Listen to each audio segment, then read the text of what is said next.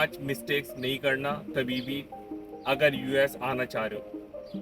तो सबसे पहली जो मिस्टेक लोग करते हैं और इसमें कंफ्यूज भी बहुत रहते हैं, मुझे ऐसे क्वेश्चंस आ भी बहुत रहे हैं आजकल लोगों के कि यूनिवर्सिटी और कॉलेज में क्या फ़र्क है।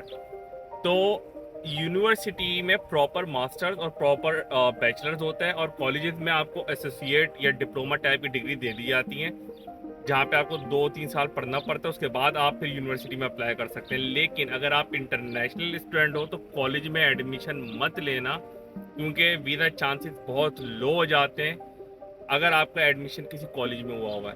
तो try to get admission in university, जहाँ पे आपको वीज़ा मिलने में ईजी हो सके।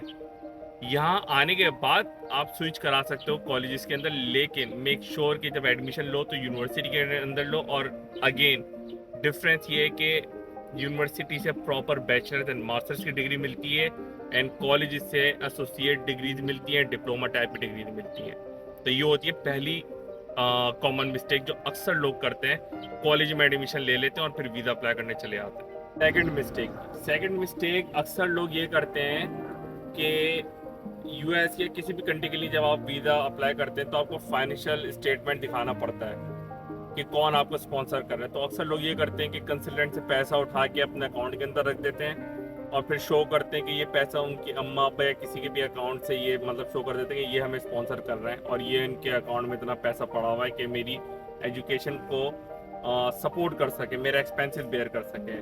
तो भाई अक्सर जब आप वीज़ा इंटरव्यू के लिए जाते हैं तो वहाँ से बैंक स्टेटमेंट मांग लेते हैं। अब आप किसी कंसल्टेंट से पैसे लेके ऑल ऑफ सडन इतना सारा पैसा अपने अकाउंट के अंदर डालते हो और वो भी सिर्फ 15-20 दिन के अंदर, तो उनका वो वही क्लिक कर जाते हैं कि मतलब किसी ने लेके उन्होंने पैसा डाला हुआ। तो बेसिकली वो वाले बैंक स्टेटमेंट ज़्यादा ऑथेंटिक होते हैं, लिजिट होते हैं, जिसमें 3 महीने तक एक certain amount, let suppose 70 lakh 80 lakh या 1 करोड़ रुपये रिक्वायर्ड है कि आपके बैंक में इतना होना चाहिए। तो 3 मंथ्स के अंदर वो पैसा आपके अकाउंट में रहना चाहिए जो भी आपको स्पॉन्सर कर रहे हैं, और उसमें ट्रांजेक्शन आप दिखा सकते हैं।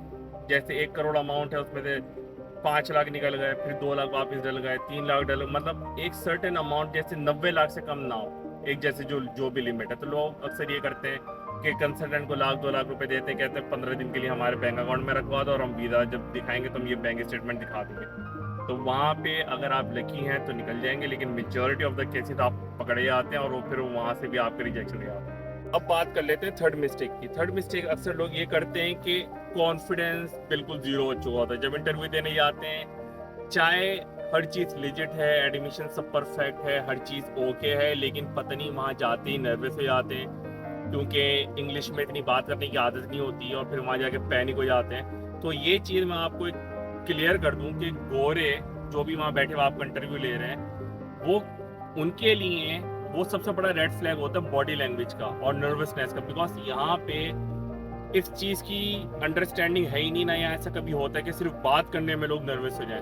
तो ये इन गोरों की समझ में आते ही नहीं कि यार कभी कभी बंदा बात करते हुए भी नर्वस हो जाता है। इनकी नज़र में जो नर्वस हो रहा है वो मेजॉरिटी केसेस में जब कोई झूठ बोलता है तभी होता है। तो ये इनका रेड फ्लैग वहीं ऑन हो जाता है और फिर ये जब बॉडी लैंग्वेज देखते हैं कि बंदा अटक रहा है, आई रोल कर रहा है, बॉडी जेस्चर, हैंड जेस्चर उनके अजीब से चल रहा है, हमारे लिए हमें पता है कि हर चीज़ सही है लेकिन कॉन्फिडेंस कम है, इसकी वजह से ये प्रॉब्लम हो रही हैं। लेकिन गोरे की नज़र में उनको ये लगता है कि झूठ बोल रहा है, तो वो फिर आपकी वो अच्छा खासा उसकी डिटेल में चले जाएगा, एक एक चीज़ आपसे कोशिश करेगा पूछने की, और वहाँ पे भी लोग फंस जाते हैं। जब इतना नर्वस होंगे तो वीज़ा रिजेक्ट कंफर्म है।